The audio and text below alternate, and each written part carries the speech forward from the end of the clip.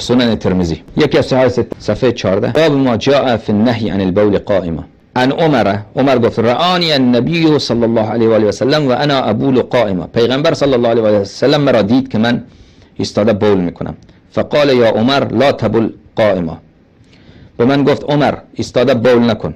فما بولتو قائما بعد از این واقعا من دیگر ایستاده بول نکردم. نهایت بی‌ادبی که انسان اولا در برابر چشم دیگران مثلا بره بول بکنه، اونم ایستاده بول بکنه، اونم در برابر چشم حضرت رسول صلی الله علیه و آله و سلم این بی‌ادبی را بکنه. از این بی‌شرمی چه بالاتر؟ بعد از این کار من دیگر ایستاده بول نکردم و این دروغه. سنن کبرای بیهقی مجلد اول کتاب الطهاره باب بول قاعده صفحه 165 حدیث 495 قال عمر البول قائما احسن للدبر. کسی که ایستاده بول بکنه اون نشیمنگاهش سفت میشه، محکم میشه. این چی مشکلی داشته اونجایی؟